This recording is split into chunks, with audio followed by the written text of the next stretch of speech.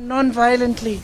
Pellet guns were fired at them. Tear gas was fired at them. They were beaten with lathis. They had injuries, serious injuries, but they did not bend. The government had to bend to their will. And that is a lesson for every ruler of this country from now to forever. You have to listen to the will of the people. In this country, this is a democracy. The will of the people is paramount. There is nothing above it.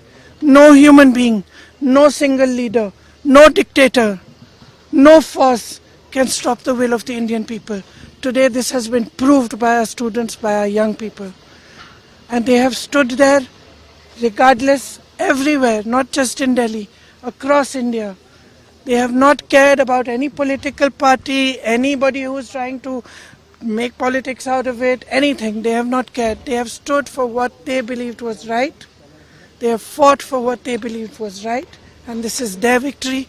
I give them my compliments. We in the Congress party have tried our best to support them in the strongest way possible.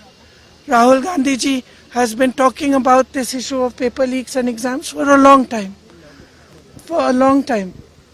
I think it's been over 2 or 3 years that he has been raising this issue.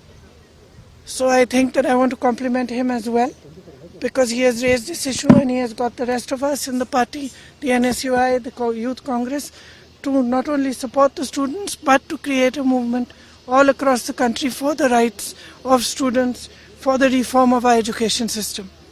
So now I think this is the beginning, but I am really, really happy. I got a little bit emotional when I heard this news, because many times in these last 10 or 12 years I have thought to myself, when are our young people going to wake up? Look what is being done to our country.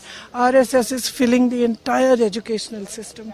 Every post, every vice chancellor, the ideology of our forefathers has been broken down. Force is being used against young people, against anybody who raises their voice and protest. So today I'm a very happy person, because the youth of our country has spoken and nobody can ever dare to silence their voice.